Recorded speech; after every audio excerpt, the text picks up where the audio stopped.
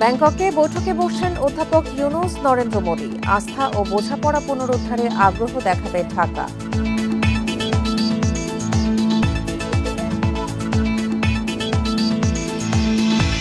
শুল্ক আরোপ সমস্যার সমাধান হবে আলোচনায়, আশা প্রধান উপদেষ্টার। দুই দেশেরই স্বার্থ সংরক্ষণে গুরুত্ব।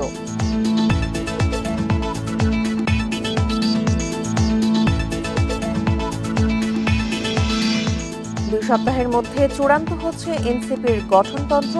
চলতি মাস থেকেই ধারাবাহিক কর্মসূচিতে যাচ্ছে দলটি।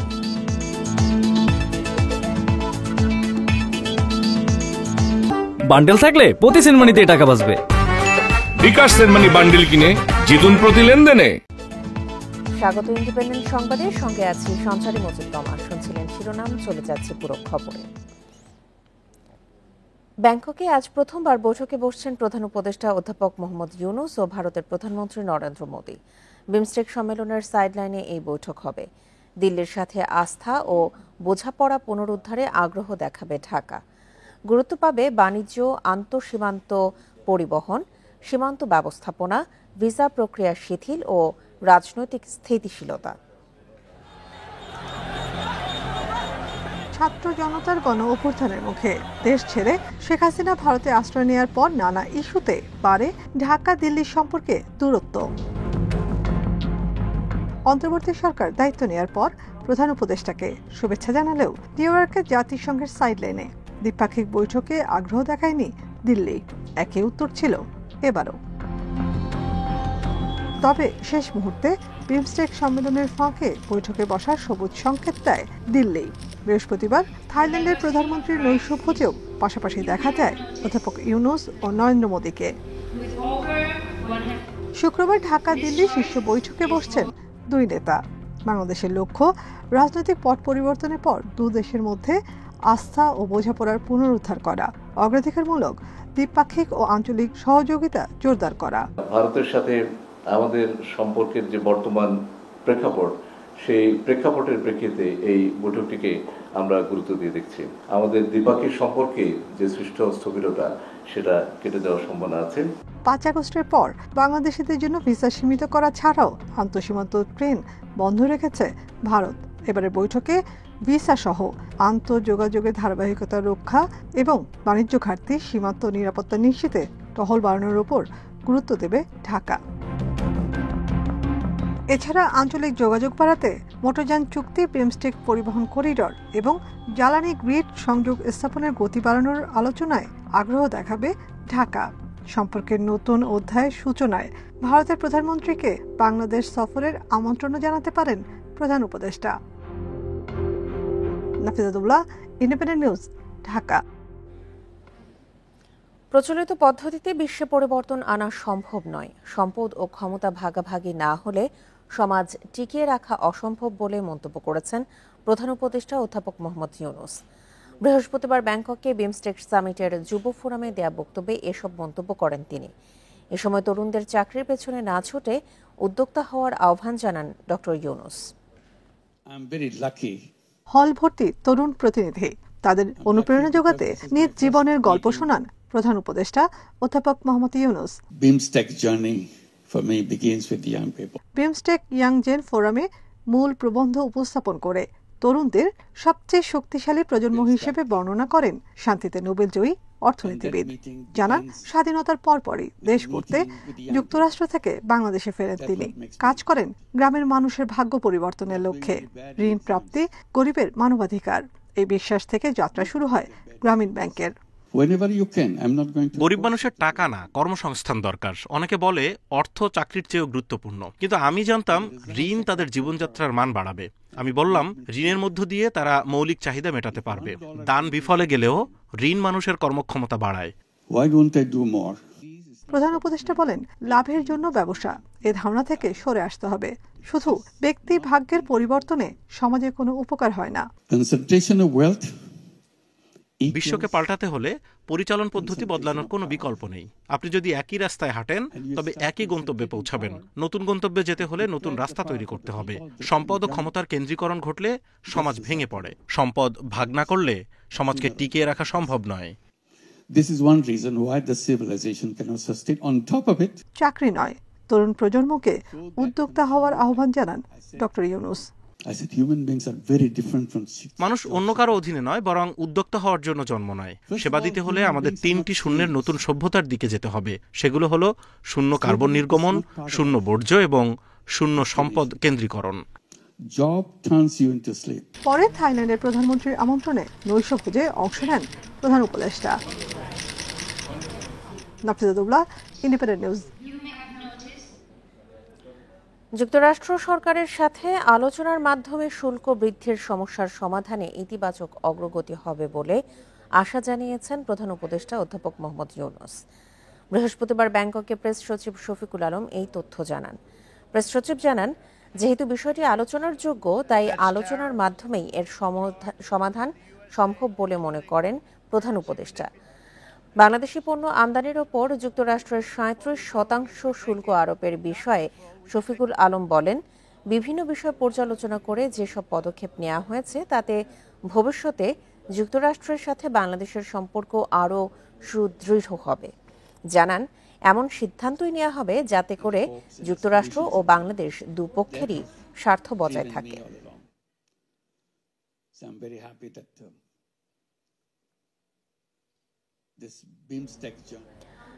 আগামী 2 সপ্তাহের মধ্যে জাতীয় নাগরিক পার্টি এনসিপির গঠনতন্ত্র চূড়ান্ত হচ্ছে। চলতি মাস থেকেই বিভাগীয় ও জেলায় জেলায় সমাবেশের মতো ধারাবাহিক কর্মসূচিতে যাচ্ছে নতুন দলটি। সেই সঙ্গে নির্বাচন কমিশনে নিবন্ধনের প্রস্তুতি নেওয়াও শুরু করেছে এনসিপি, একথা জানিয়েছে দলটির নেতারা। গত 28 ফেব্রুয়ারি যাত্রা শুরু করে জাতীয় নাগরিক পার্টি এনসিপি। এরপর থেকেই রাজনীতির মাঠে সরব দলের নেতাকর্মীরা। ঈদের ছুটিতে দলটির শীর্ষ নেতারা নিজ নিজ এলাকায় জনসংযোগ করেছেন, যা আগামী নির্বাচনে অংশ নেয়ারই প্রস্তুতি।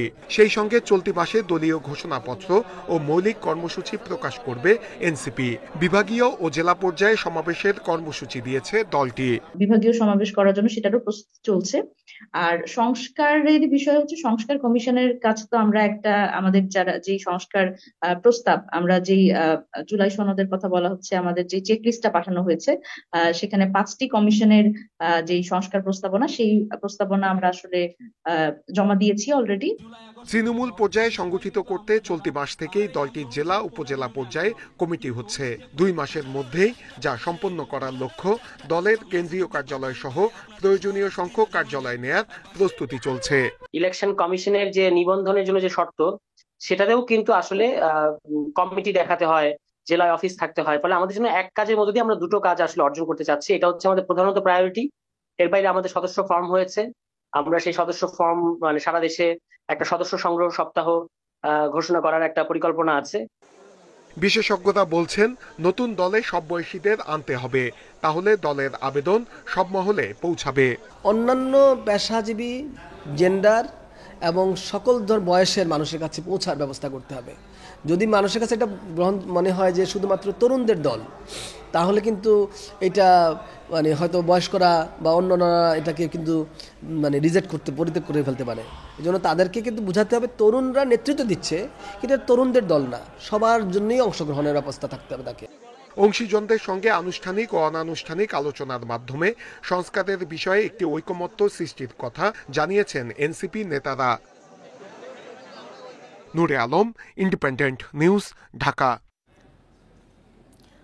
স্বজনদের সঙ্গে ঈদ উদযাপন শেষে রাজধানীতে ফিরতে শুরু করেছেন নগরবাসী। Kamalapur railway station, Sadarghat launch terminal দিয়ে নগরে ফিরছেন হাজারো মানুষ।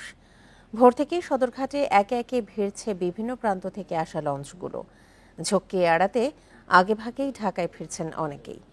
যাত্রীরা বলছেন, স্বস্তিতে ঈদ করে ভোগান্তি ছাড়াই ঢাকায় ফিরছেন তারা। যাত্রাপথে এবং লঞ্চ ব্যবস্থাপনায় সন্তুষ্ট যাত্রীরা। একই দৃশ্য কমলাপুর রেল স্টেশনেও। বিভিন্ন গন্তব্য থেকে সময় মতো ফিরছে ট্রেন। এদিকে নৌ ও রেলপথের মতো সড়ক পথেও ঢাকায় ফেরা শুরু করেছেন যাত্রীরা। বিগত বছরের চাইতে এবার আলহামদুলিল্লাহ খুব ভালো জার্নি হয়েছে, আমরা সবাই খুব সন্তুষ্ট। আর ইভেন মানুষের মুখ থেকেও যা শুনেছি আর কি গ্রামে, যে আলহামদুলিল্লাহ সবাই খুব স্বতঃস্ফূর্তভাবে ঈদ করেছে। এবার ভালোই কেটেছে ঈদ সবার সাথে। আর জার্নিটাও খুব ভালো ছিল। আগের থেকে লঞ্চ যাত্রায় অনেক স্বস্তি ফিরে আসছে, যাত্রীরা কোনো ভোগান্তি হয় নাই। বিভিন্ন অঞ্চল থেকে সুষ্ঠু শান্তিপূর্ণভাবে নির্বিঘ্নে অত্যন্ত স্বাচ্ছন্দ্যভাবে বাংলাদেশের বিভিন্ন অঞ্চল থেকে ঢাকায় এসে পৌঁছেছে। কোনো রকম অপ্রীতিকর ঘটনা দুর্ঘটনার খবর আমরা এ পর্যন্ত পাইনি। বাড়তি ভাড়া সংক্রান্ত বিষয়ে কোনো অভিযোগ এই পর্যন্ত আমরা পাইনি। ঢাকায় ফেরা নিয়ে আরো জানাতে সদরঘাট থেকে যোগ দিচ্ছেন আমাদের সহকর্মী রেজওয়ানুল হক। রেজওয়ান, সদরঘাটে আজ কয়টি লঞ্চ ভিড়েছে, কি পরিমাণের যাত্রী ফিরেছেন?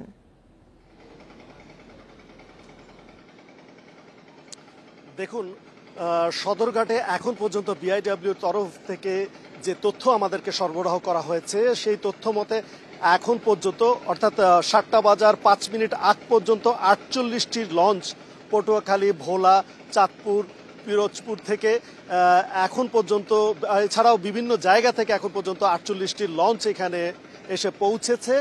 আর 5টি লঞ্চ এখান থেকে ছেড়ে গেছে এই পর্যন্ত। আপনি দেখতেই পাবেন যে টার্মিনালটি কিন্তু মোটামুটি খালি হয়ে গেছে, মানুষজন যা আসার তা কিন্তু চলে এসেছে। এর আগে আমরা দেখেছি যে ভোর 4টা থেকে এখানে মূলত লঞ্চ আসা শুরু হয় এবং সেই সময় কিন্তু প্রচুর মানুষজন ছিল, একে একে লঞ্চ আসতে শুরু করে। এর আগেও কিন্তু লঞ্চ এসেছে, অর্থাৎ 3:30টার দিকেও 2-1টি লঞ্চ এসেছে। তবে মূল লঞ্চ আসার যে চাপটি সেটি কিন্তু 4টার পর থেকে ছিল এবং 6টা 6:30 নাগাদ এখানে 45টি লঞ্চ এসে ভিড়ে। এরপরে 2-1টি লঞ্চ এসেছে, তবে সেইগুলোর বিপক্ষে কিন্তু বিলম্বের অভিযোগ রয়েছে। সেই সাথে আমি বলবো যে এখানে যারা মানুষজন এসেছেন প্রিয়জনদের সাথে ঈদ কাটিয়ে, তাদের সাথে আমি কথা বলেছি, তারা বলেছেন যে বেশ স্বাচ্ছন্দ্যে এবার লঞ্চ যাত্রা তাদের হয়েছে, কোনো ধরনের বিড়ম্বনায় তাদের পড়তে হয়নি। ভাড়া নিয়েও কোনো বাড়তি ভাড়ার কোনো অভিযোগ তাদের কাছে নেই। কেবিন নিয়ে যারা এসেছেন তাদের মধ্যে 2-1 জন হয় 50 টাকা কিংবা 100 টাকা বাড়তি ভাড়ার অভিযোগ করেছেন, তবে বেশিরভাগই বলেছেন যে এবারের লঞ্চ ব্যবস্থাপনায় সুষ্ঠুভাবে হয়েছে এবং তাতে কোনো ধরনের বিড়ম্বনা কিংবা প্রতিবন্ধকতা সৃষ্টি হয়নি। ভাড়া নিয়েও তাদের কোনো অভিযোগ নেই। আরেকটি বিষয় বলে রাখি যে বিআইডব্লিউর তরফ থেকে আমাদের নিশ্চিত করা হয়েছে যে লঞ্চ ব্যবস্থাপনায় তাদের প্রচুর পরিকল্পনা নেওয়া হয়েছে প্রথম থেকেই এবং সুষ্ঠুভাবে যেন সবাই ঈদ করতে যেতে পারে এবং ঢাকায় পৌঁছাতে পারে সেই বিষয়ে তারা লক্ষ্য রেখে আইনশৃঙ্খলা বাহিনীও তাদের তদারকি করছে। পুলিশ, আনসারের পাশাপাশি সেনাবাহিনীর তদারকিও রয়েছে, যার কারণে কোনো ধরনের চুরি, ছিনতাই এই ধরনের কোনো অপ্রীতিকর ঘটনা ঘটেনি। এই ছিল আমার কাছে সর্বশেষ তথ্য সদরঘাট লঞ্চ ঘাট থেকে। সদরঘাট লঞ্চ টার্মিনাল থেকে সবশেষ তথ্য জানাচ্ছিলেন আমাদের সহকর্মী রেজওয়ানুল হক। ঈদের ছুটির শেষে কর্মস্থলে ফিরতে শুরু করেছেন মানুষ। এই নিয়ে আরো জানাতে সিরাজগঞ্জ ও রাজবাড়ী থেকে যোগ দিচ্ছেন আমাদের সহকর্মীরা। শুরুতে যাচ্ছি সিরাজগঞ্জে, জানাবেন আমাদের সহকর্মী দিলীপ কুমার গৌড়। দিলীপ কুমার গৌড়, সিরাজগঞ্জে মহাসড়কে ঢাকামুখী যানবাহনের চাপ কি পরিমাণে দেখছেন? সিরাজগঞ্জের কড্ডার মোড় এলাকায়, এখান থেকে আসলে উত্তরবঙ্গ থেকে যে ঢাকাগামী বাসগুলো যায় সেগুলো যায়। তবে আমি যদি আপনাদের দেখাই যে সিরাজগঞ্জ থেকে উত্তরবঙ্গগামী যে মানে ঢাকাগামী যে বাসগুলো রয়েছে সেইগুলো কিন্তু আসলে বাস থাকলেও কিন্তু যাত্রী প্রচুর এবং যেগুলো উত্তরবঙ্গ থেকে যে বাসগুলো ছেড়ে আসে, যেগুলো সরাসরি বাস, সেগুলো আসলে ফ্লাইওভার যে চলে যাচ্ছে এবং যে বাসগুলো আসলে লোকাল হিসেবে দেখছে বাসগুলো কিন্তু এখানে থাকে। আমরা সকাল থেকে লক্ষ্য করছি যে উত্তরবঙ্গ থেকে ঢাকাগামী যে বাসগুলো সেই বাস লক্ষ্য করা যাচ্ছে। তবে সিরাজগঞ্জে যে বিভিন্ন কাউন্টার থেকে যে বাসগুলো ছেড়ে যায় সেইগুলো কিন্তু যাচ্ছে এবং সকাল থেকে এখন পর্যন্ত 6টি যে বাসের সার্ভিস চলে গেছে। তবে আমরা এখানে দেখছি যে পরিমাণ যাত্রী আছে সেগুলো বাস অনেকটাই কম। পাশাপাশি আমরা কাউন্টারে গিয়েছিলাম, সেখানে কথা বলেছি, অনেক যাত্রী অভিযোগ করছে যে সিরাজগঞ্জ থেকে যে ঢাকার যে ভাড়া, সেই ভাড়ার তুলনায় 150 টাকা বেশি নেওয়া হচ্ছে, অর্থাৎ 550 টাকা করে ভাড়া নেওয়া হচ্ছে। এবং এখানে আসলে বেশিরভাগ যারা রয়েছেন, যারা কর্মস্থলে ফিরছেন, তারা হচ্ছে গার্মেন্টস এর কর্মী, অর্থাৎ গাজীপুর এবং কোনাবাড়ির যাত্রী বেশি। যেহেতু বাসগুলো আসলে সরাসরি ঢাকা, মহাখালী এবং গাবতলীতে যাচ্ছে, সে কারণে কিন্তু এই যে যারা এবং কোনাবাড়ির যারা যাত্রী আছে তাদের কিন্তু ওইভাবে আসলে যেগুলো বাস আছে নিচ্ছে, যে কারণে কিন্তু আমরা দেখছি যে সকাল থেকে কিন্তু আসলে এখানে যে যাত্রী, সেই যাত্রীর সংখ্যা বাড়ছে। পাশাপাশি বেলা বাড়ার সাথে সাথে আরো যাত্রীর চাপ বাড়বে বলে আমাদেরকে জানিয়েছেন এখানে যারা বাসের সাথে সংশ্লিষ্ট রয়েছে তারা। তবে তারা বলছে যে যে স্থানীয় যে বাসগুলো চান্দুরা যায় সে বাসগুলো যাবে, তবে আমরা কিন্তু ঢাকা থেকে উত্তরবঙ্গ থেকে ঢাকাগামী যে বাসের চাপ সে চাপ কিন্তু এখন আমরা দেখছি না সিরাজগঞ্জ মহাসড়কে। আপনি আমাদের সঙ্গে থাকুন। এবার আমরা যাচ্ছি রাজবাড়ীতে, সেখান থেকে জানাবেন আমাদের সহকর্মী শামীম রেজা। শামীম, দৌলতদিয়া ঘাট হয়ে কি পরিমাণে ঢাকামুখী যানবাহন পারাপার হচ্ছে, আর ঘাটে কি কোনো সমস্যার অভিযোগ আছে কিনা?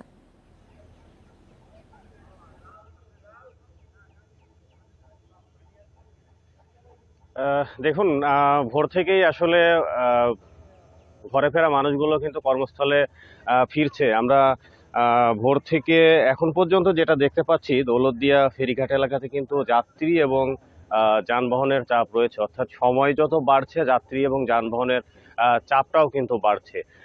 এই মুহূর্তে কাজী কেরামত আলী নামের একটা ফেরি কিন্তু দৌলতদিয়া থেকে মানিকগঞ্জের পাটুরিয়া ঘাটের উদ্দেশ্যে ছেড়ে যাচ্ছে এবং এই ফেরিতে আমরা দেখতে পেয়েছি যে আসলে যাত্রী ছিল চোখে পড়ার মতো। এবং ভোর থেকেই আমরা এই ফেরিঘাট এলাকাতে এসে যতগুলো ফেরি দেখেছি ততগুলো ফেরিতেই কিন্তু যাত্রী এবং যানবাহন বোঝাই করে পাটুরিয়া ঘাটের উদ্দেশ্যে ছেড়ে যাচ্ছে। আমরা যাত্রী এবং চালকদের সঙ্গে কথা বলেছিলাম, তারা যেটা আমাদেরকে বলেছেন যে আসলে এবারের ঈদযাত্রায় তাদেরকে কোনো ধরনের ভোগান্তির শিকার হতে হয়নি। তারা যেমন ঈদের আগে স্বস্তির সঙ্গে ঘরে গিয়েছিলেন এবং ঈদ আনন্দ শেষে তারা কিন্তু আবার একইভাবে তাদের কর্মস্থলে কিন্তু ফিরে যাচ্ছে।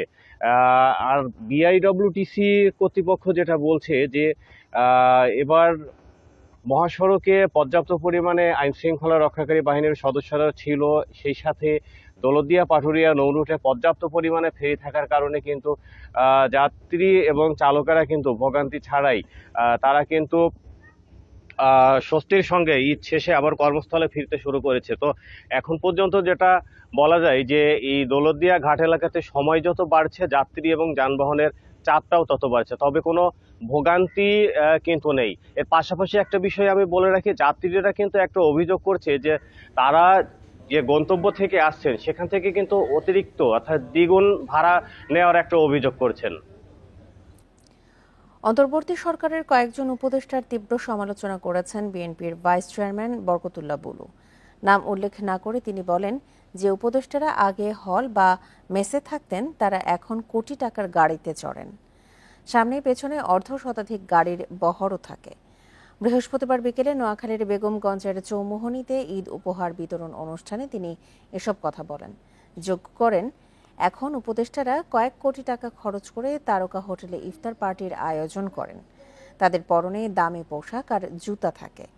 ব্যবসায়ী থেকে শুরু করে প্রশাসনও তাদের তদবির আর বদলি বাণিজ্যে অতিষ্ঠ হয়ে গেছে।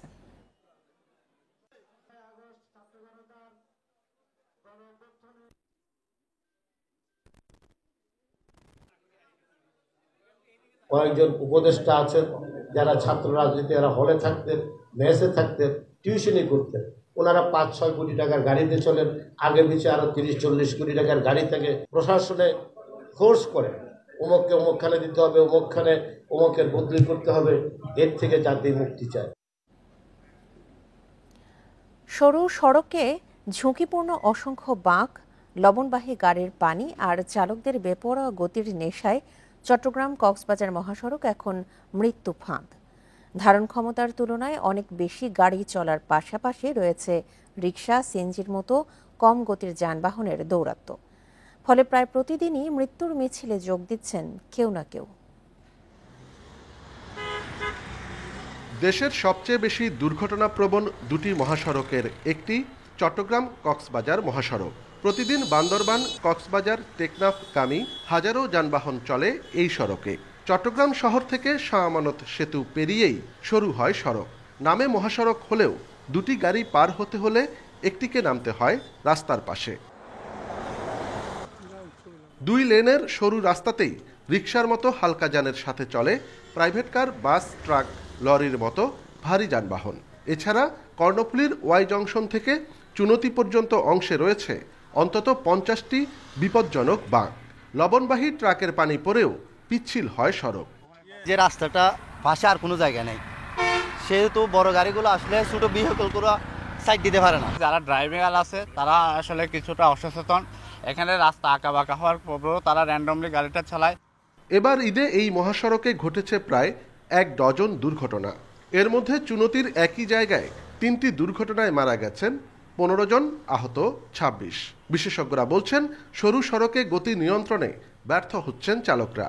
70 বা 75 বা 80 কিলোমিটার পার স্পিডে আসেন, তখন স্বাভাবিকভাবে আপনার সেন্ট্রিফুগাল ফোর্সের কারণে আপনার গাড়িটা একটু বাইরের দিকে যাওয়ার চেষ্টা করে, সেটা ড্রাইভার স্টিয়ারিং ঘুরিয়ে সেটা ডানে রাখার চেষ্টা করে, এবং ডানে রাখার যখন চেষ্টা করে তখন সে ব্যারিয়ার লাইনটা ক্রস করে ফেলে। সড়ক বিভাগ বলছে এরই মধ্যে ওই এলাকায় 4টি সেতু 6 লেনে উন্নীত হয়েছে। রাস্তা প্রশস্ত করতে জাইকার সহায়তায় সম্ভাব্যতা যাচাই চলছে। অলরেডি জাইকার যে 6 লেন প্রকল্পের ফিজিবিলিটি স্টাডি চলতেছে, এটা আমার জানা মতে সেপ্টেম্বরে শেষ হবে। শেষ হইলে ওনারা খুব শীঘ্রই হয়তো 26 সালের প্রথম দিকে এটা হয়তো এক্সিকিউশনে যাবে।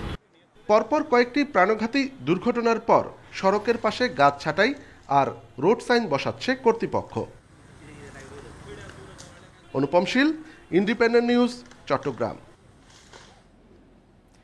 যশোরে বাসের ধাক্কায় মোটরসাইকেল আরোহী বাবা মেয়ের মৃত্যু হয়েছে। এই ঘটনায় পথচারী সহ আহত হয়েছে আরও 5 জন।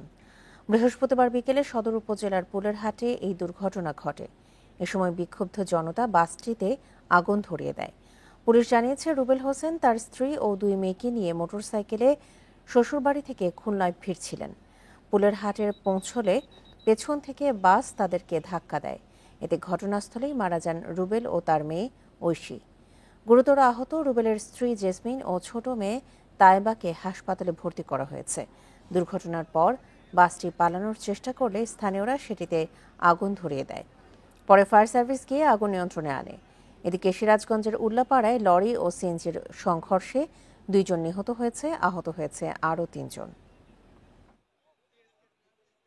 মোটরসাইকেল ধাক্কা দিয়েছে, ধাক্কা দিলে একটা বাস চালারা মোটরসাইকেলে ধাক্কা দিয়েছে, বাসের তল দিয়ে একটা লাশ চলে গেল। ইচ্ছা করলে ড্রাইভারটা বাঁচাতে পারতো। বড় সাইনবোর্ড চাই এবং বিট চাই, 2 মাথায় 2টা। এটা বাজার আছে, মসজিদ আছে, 4টা মোড় আছে, অথচ আমাদের কোনো ব্যবস্থা সুব্যবস্থা নেই। খুলনায় বিদেশি পিস্তল, গুলি সহ 2 যুবককে আটক করেছে পুলিশ। বৃহস্পতিবার বিকেলে মেট্রোপলিটন পুলিশের সদর দপ্তরে সংবাদ সম্মেলনে এই তথ্য জানানো হয়। পুলিশ জানায় বুধবার রাতে নগরের বাঙালিবাড়ি এলাকায় সন্ত্রাসী 2 গ্রুপের মধ্যে গোলাগুলির সময় খায়রুল সর্দার নামে একজনকে আটক করা হয়। পরে তার দেয়া তথ্য মতে একটি বাসায় অভিযান চালানো হয়। সেখান থেকে 2টি বিদেশি পিস্তল, একটি শর্টগান ও 17 রাউন্ড গুলি সহ সন্ত্রাসী ফারুক হোসেনকে আটক করা হয়। পুলিশ আরও জানায় উদ্ধার শর্টগানটি পুলিশের কাছ থেকে লুট করা হয়েছিল। আটককৃতদের নামে একাধিক থানায় মামলা রয়েছে বলেও জানিয়েছে পুলিশ।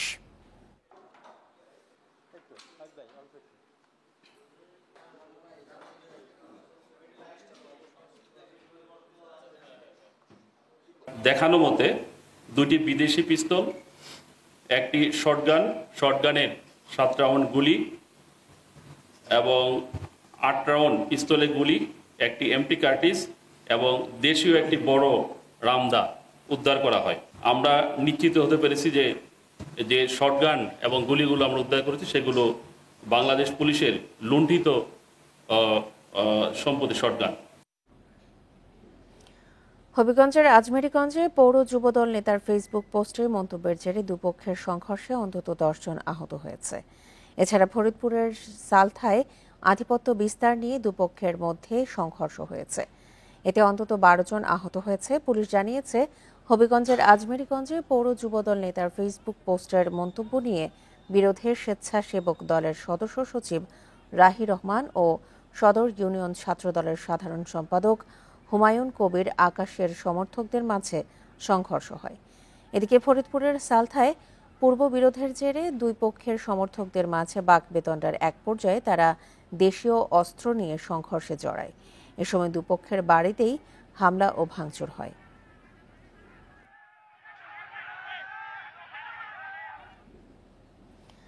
রোদের তাপ বাড়ার সাথে প্রকৃতিতে গ্রীষ্মের আগমন বার্তা। তবে চৈত্রের কাঠ ফাটা গরমের মাঝেই হিমেল হাওয়া আর কুয়াশার দেখা মেলে দেশের সর্ব উত্তরের জেলা পঞ্চগড়ে। দিনের পুরো ভাগে গরমের তীব্রতার পরে সন্ধ্যায় হঠাৎ করেই নামে শীত। ঘন কুয়াশা ঘেরা ভোর ছড়ায় শীতের আমেজ। হিমালয়ের পাদদেশের এই অঞ্চলে এমন আবহাওয়াই স্বাভাবিক বলছে আবহাওয়া অফিস। প্রতি শীতেই উত্তরবঙ্গের জেলা পঞ্চগড়ে তাপমাত্রা নামে হিমাঙ্কের কাছাকাছি। শীতকালও অন্য এলাকার তুলনায় দীর্ঘস্থায়ী হয়। ফেব্রুয়ারিতে শীত পেরিয়ে বসন্ত আসলেও পঞ্চগড়ে মার্চের আগে তেমন গরম অনুভব হয় না। এবার বসন্তের শেষেও সূর্য পশ্চিমে গড়ালেই মিলছে শীতের আমেজ। চৈত্রের মাঝামাঝিতেও তেঁতুলিয়া সহ পঞ্চগড়ের বিভিন্ন এলাকায় সর্বনিম্ন তাপমাত্রা 16 থেকে 19 ডিগ্রি সেলসিয়াস। শীতের অনুভূতির সাথে ভোরে মিলছে ঘন কুয়াশার দেখা। কুয়াশার কারণে ঘন বাতাস, ঠান্ডা লাগতেছে, আর গাছের নিচে দাঁড়ালে টপ টপ টপ টপ করে পানির মতো পড়তেছে। ঘন কুয়াশার কারণে 10-15 হাত দূরে কিছু দেখা যায় না। আবহাওয়া অফিস বলছে, এই এলাকায় দীর্ঘদিন বৃষ্টি না হয় বাতাসের আর্দ্রতা ও জলীয় বাষ্পের পরিমাণ কমে তাপমাত্রা এখনও বাড়েনি। ধূলিকণার পরিমাণটা বেশি হওয়ার কারণেই কুয়াশাটা বেশি হয়েছে এবং জলীয় বাষ্পের পরিমাণ অর্থাৎ বাতাসের আর্দ্রতাটাও অনেকটা কমে গেছে। এই আবহাওয়াটি মোটামুটি আর কয়েকদিন থাকার সম্ভাবনা রয়েছে। ভোর ও সন্ধ্যায় ঘন কুয়াশার কারণে হেডলাইট জ্বালিয়ে চলাচল করছে যানবাহন। Independent news. হাওর অধ্যুষিত সুনামগঞ্জে বছরের এই সময়টায় বেড়ে যায় বজ্রপাতের ঘটনা। পরিসংখ্যান বলছে, গত 5 বছর ধরে জেলাটিতে বজ্রপাতে গড়ে 10 জনেরও বেশি মানুষের মৃত্যু হয়েছে। বজ্রপাতের ঝুঁকি কমাতে ইতোমধ্যে 6 উপজেলায় বজ্র নিরোধক দণ্ড স্থাপন করা হলেও সেটি প্রয়োজনের তুলনায় কম। সম্প্রতি বজ্রপাতে মৃত্যুর ঘটনা রোধে ইউনিসেফ উদ্যোগ নিয়েছে বলে জানিয়েছে জেলা প্রশাসন। ভারতের খাসিয়া ও মেঘালয় পাহাড়ে মার্চ থেকে মে মাস পর্যন্ত আকাশে জমে থাকে মেঘ। এতে সুনামগঞ্জে বজ্রপাতের সংখ্যাও বেশি হয়ে থাকে। বৃষ্টিপাতের সঙ্গে বজ্রপাত শুরু হলে হতাহতের ঘটনা ঘটে।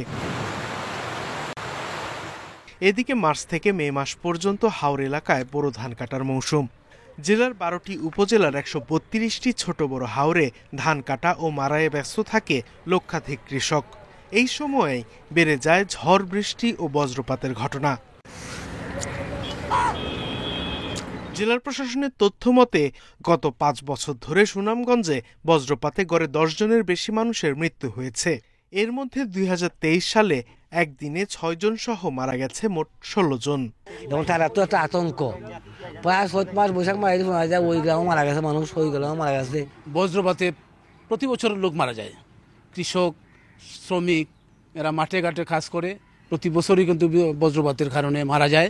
7 মাস বৈশাখ মাস বিভিন্ন রকম তুফান আয়, বান তুফান আইলে টাডা মারে, টাডার লগে আমার ভাই বান্ধব কয়েকজন মারা গেছে। বজ্রপাতের মৃত্যুর ঘটনা রোধে ইতোমধ্যে 6 উপজেলায় 24টি বজ্র নিরোধক দণ্ড স্থাপন করা হয়েছে। এছাড়া সম্প্রতি ইউনিসেফ বজ্রপাতের মৃত্যু রোধে নানা উদ্যোগ নিয়েছে বলে জানায় জেলা প্রশাসন। ইউনিসেফ আর্লি ওয়ার্নিং সিস্টেমের আওতায় আমাদের মেটেরিওলজি আবহাওয়া অধিদপ্তর এবং মোবাইল অপারেটরদের মাধ্যমে আর্লি বজ্রপাত ঘটার পূর্বেই লোকজনকে সতর্ক করে দেওয়ার জন্য একটা সিস্টেম বাস্তবায়ন করতে যাচ্ছে। বৃষ্টি বজ্রপাত শুরু হলে উঁচু গাছ, বৈদ্যুতিক খুঁটি, টিনের ছাউনি, মোবাইল টাওয়ার এড়িয়ে কনক্রিটের ছাউনির নিচে আশ্রয় নেওয়ার পরামর্শ প্রশাসনের। Independent news. লোকসভার পর ভারতের রাজ্যসভাতেও পাশ হয়েছে বিতর্কিত ওয়াকফ বিল। দীর্ঘ 12 ঘণ্টার বিতর্কের পর বৃহস্পতিবার গভীর রাতে পাশ হয় বিলটি। এর পক্ষে ভোট পড়ে 128টি আর বিপক্ষে ভোট দেয় 95 জন সদস্য। আইনে পরিণত হতে এখন কেবল রাষ্ট্রপতি দ্রৌপদী মুর্মুর সইয়ের অপেক্ষা। এরপরই বদলে যাবে 70 বছরের পুরনো আইন। বুধবার মুসলিম ও বিরোধীদের আপত্তির মুখে ভারতের পার্লামেন্টে ওয়াকফ বিল পেশ করে বিজেপি সরকার। শরিকদের সমর্থন নিশ্চিত করেই পেশ করা হয় সংশোধনী বিল। তবে এই বিল বিরোধী অবস্থান নেয় বিরোধী শিবির। তাদের দাবি, এই বিল সংবিধানের পরিপন্থী। মুসলিমদের কল্যাণে দান করা জমিকে ওয়াকফ সম্পত্তি বলা হয়, যা বিক্রি বা অন্য কোনো উদ্দেশ্যে ব্যবহার করা যায় না।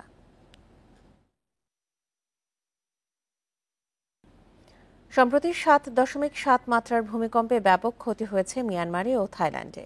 বিশেষজ্ঞরা বলছেন, কাছাকাছি মাত্রার ভূমিকম্প হলে বাংলাদেশের ক্ষয়ক্ষতি হবে অনেক বেশি। আবার ভূমিকম্প পরবর্তী দুর্যোগ পরিস্থিতি মোকাবেলার সক্ষমতা ও প্রস্তুতি নেই কোনো পর্যায়ে। ভূমিকম্প সহনশীল ভবন নির্মাণের বিষয়টিও নিশ্চিত করা যাচ্ছে না কোনোভাবে। 28 মার্চ 7.7 মাত্রার ভূমিকম্প আঘাত হানে মিয়ানমারে। সেই ভূমিকম্পে কেঁপে ওঠে বাংলাদেশও। কাছাকাছি মাত্রার ভূমিকম্পের নজির আছে বাংলাদেশে। 1869 সালে সিলেটের পাশে কাছাড়ে 7.5 এবং 1885 সালে বগুড়ার শেরপুরে একই মাত্রার ভূমিকম্প হয়েছিল। এই দুই ভূমিকম্পের উৎপত্তি স্থলও ছিল ঢাকার 150 থেকে 180 কিলোমিটারের মধ্যে।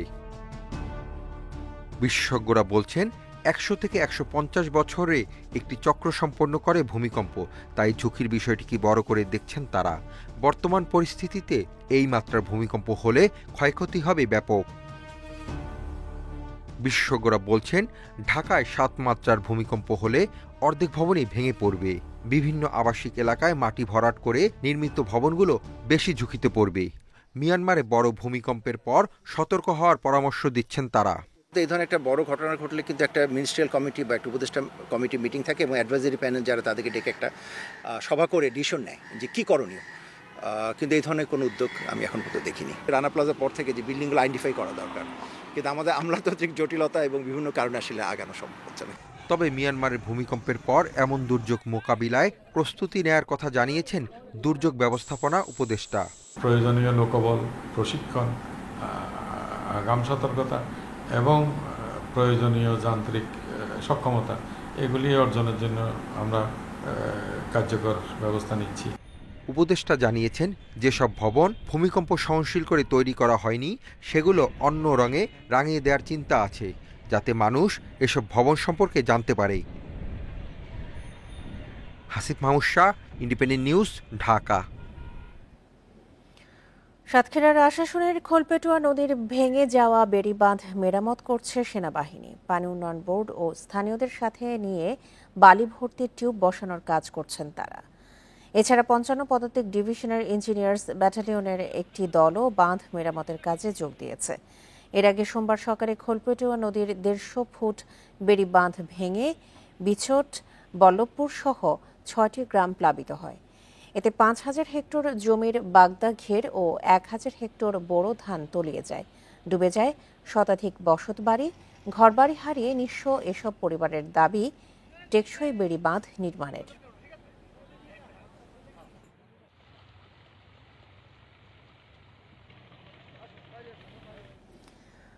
প্রায় 3 কোটি টাকা মূল্যের খাদ্যশস্য ও খালি বস্তা লোপাটের ঘটনায় বগুড়ায় দায়ের করা 5টি মামলার বিচার শেষ হয়নি 3 যুগেও। এরই মধ্যে মারা গেছেন কয়েকজন আসামি। এছাড়া আওয়ামী লীগের পছন্দের এক আসামির নামও বাদ গেছে দুর্নীতির মামলা থেকে। দুদকের আইনজীবীদের দাবি, আসামি পক্ষের কারণে মামলার বিচার দেরি হয়েছে। 1989 সালে অভিযোগ ওঠে, বগুড়ায় বেতগাড়ি ও নামুজা খাদ্য গুদাম থেকে আত্মসাৎ করা হয়েছে 14 টন ধান সহ 1881 টনেরও বেশি খাদ্যশস্য। একই সাথে 11,527টি খালি বস্তাও লোপাট হয়। মজুদের হিসাব মেলানোর সময় এসব বিষয়ে ধরা পড়ার পর চালকল মালিক, ডিসি ফুড ও এসি ফুড সহ 7 জনের বিরুদ্ধে 4টি মামলা করে খাদ্য বিভাগ ও দুর্নীতি দমন কমিশন। এরই মধ্যে মারা গেছেন 3 আসামি। মামলা চলার মধ্যেই দুর্নীতির মামলা থেকে এসি ফুড কাজী নুরুল ইসলামের নাম বাদ দেয় আওয়ামী লীগ সরকার। আর ডিসি ফুড জানি আলম খান মারা যাওয়ায় তার লোপাট করা অর্থের দায় দেয়া হয় তার স্ত্রীকে। 3 কোটি 32 লাখ টাকার বেশি অর্থ আদায়ে 2008 সালে আরেকটি মামলা করে খাদ্য বিভাগ। তবে কোনো মামলারই বিচার শেষ হয়নি এখনো।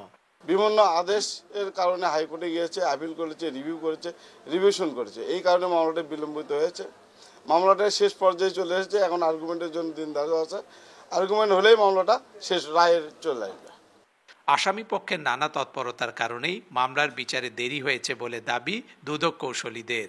এই মামলাগুলো জামিন হওয়ার পরে ওনার স্যারদের এগেনস্টে মোহাম্মদ হাইকোর্টে গেছিলেন। ওখানে দীর্ঘদিন পেন্ডিং থাকার কারণে মামলাগুলো নিষ্পত্তি একটু দেরি হয়ে গেছে। দুদকের মামলায় হাইকোর্টের যে আদেশগুলো আছে সেই অনুযায়ী নথি প্রাপ্তির জন্য সময়টা যায়। ইআইএ সাহেব যদি মামলাটা সাক্ষ্য প্রদান করে তাহলে মামলাটা নিষ্পত্তির জন্য নিতে পারবেন। সিনিয়র আইনজীবীরা বলছেন রাষ্ট্রপক্ষ তৎপর না হলে এ মামলা শেষ হতে আরও বহু বছর সময় লাগতে পারে। Hasibur Rahman, independent news, Bogura. আইএমএফের সব শর্ত না মানায় এখনও চতুর্থ কিস্তির টাকা পায়নি বাংলাদেশ। পঞ্চম কিস্তির অর্থ জুন মাসে পাওয়ার কথা থাকলেও তা নিয়ে রয়েছে কঠিন শর্ত।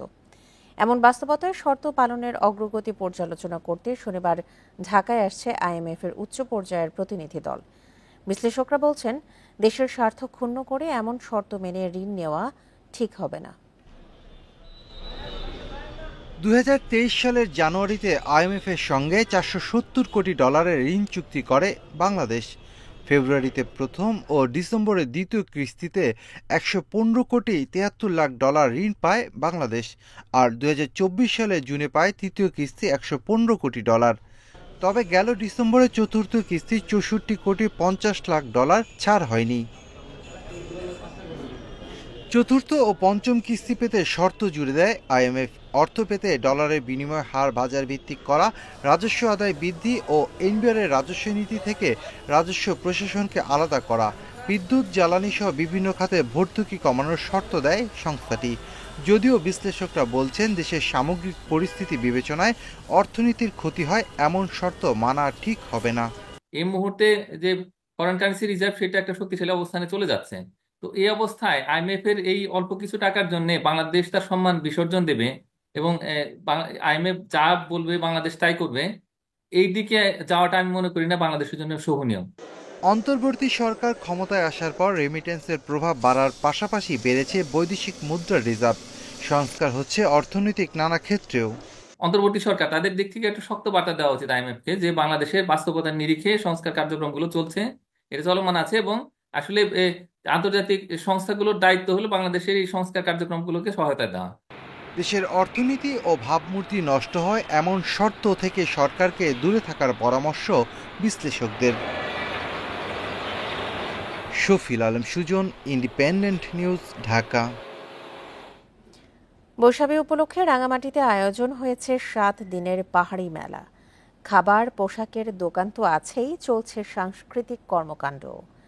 পাহাড়িদের পাশাপাশি বিভিন্ন জেলার দর্শনার্থীরাও যাচ্ছেন মেলায়। পাহাড়ে বসবাস করে চাকমা, মারমা, ত্রিপুরা সহ 13টি ক্ষুদ্র জাতিগোষ্ঠী। এসব জনগোষ্ঠীর প্রধান উৎসব বৈশুখ সাংরাই বিজু। প্রতি বছর এপ্রিলের শুরু থেকেই উৎসবকে কেন্দ্র করে নানান ঐতিহ্যবাহী খেলা, সাংস্কৃতিক কর্মকাণ্ডে মেতে ওঠেন পাহাড়িরা।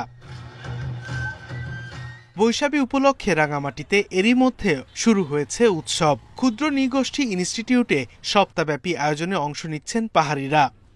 এই বিজু মেলাটা পার্বত্য অঞ্চলে, পার্বত্য রাঙামাটিতে আমি মনে করি একটি সম্প্রীতির মিলন মেলায় পরিণত হয়। আমাদের বিজু অনুষ্ঠান অনুষ্ঠিত হচ্ছে রাঙামাটি কালচার ইনস্টিটিউটে। তো আমাদের অনেক বেশি ভালো লাগছে, আমার বন্ধু বান্ধব নিয়ে আমি আসছি এখানে। নিজস্ব পোশাক, অলংকার, খাবারের দোকানে চলছে কেনাকাটা। উৎসব দেখতে বিভিন্ন জেলার দর্শনার্থীরাও ভিড় করছেন। নতুন নতুন কিছু ঐতিহ্যবাহী সামগ্রী দেখতে পাচ্ছি, কিছু সুন্দর সুন্দর খাবারের দোকান তৈরি বসেছে এখানের মধ্যে, বিভিন্ন ঐতিহ্যবাহী খাবার তৈরি হচ্ছে। উৎসবে প্রতি সন্ধ্যায় সাংস্কৃতিক পরিবেশনার মধ্য দিয়ে নিজেদের সংস্কৃতি তুলে ধরবে পাহাড়ি জনগোষ্ঠী। এখানকার উৎসবগুলো উৎসব মুখর পরিবেশে সকলের সহযোগিতায় অনুষ্ঠানের মাধ্যমে আমরা দেশবাসী, বাংলাদেশে তথা সারা বিশ্বে জনগণের কাছে এই মেসেজ পৌঁছাতে চাই, রাঙ্গামাটি বহু ধর্ম, বর্ণ এবং সংস্কৃতির দেশ। সকল সম্প্রদায়ের ট্রেডিশনাল সংস্কৃতি, ইতিহাস এগুলো তুলে ধরাই হলো এই মেলার উদ্দেশ্য। প্রথম পর্বের উৎসব শেষ হবে 9 এপ্রিল। দ্বিতীয় ও তৃতীয় পর্বের উৎসব চলবে 16 এপ্রিল পর্যন্ত। রাঙ্গামাটির এই বৈচিত্র্যময় আয়োজনে সার্বিক নিরাপত্তা ব্যবস্থা অত্যন্ত চমৎকারভাবে তৈরি করা হয়েছে, যাতে করে সমস্ত জনগোষ্ঠী এটাকে সুন্দরভাবে উপভোগ করতে পারবে। আগামী 12 এপ্রিল পুরনো বছরকে বিদায় জানানো হবে। 13 এপ্রিল হবে মূল বিজু। Independent news. আর এ ছিল এখনকার মতো ইন্ডিপেন্ডেন্ট সংবাদে। ইন্ডিপেন্ডেন্ট টেলিভিশনের সব খবর আরও বিস্তারিত জানতে চোখ রাখুন ফেসবুক, ইউটিউব এবং এক্সে। ধন্যবাদ সবাইকে। আমন্ত্রণ পরের আয়োজনে।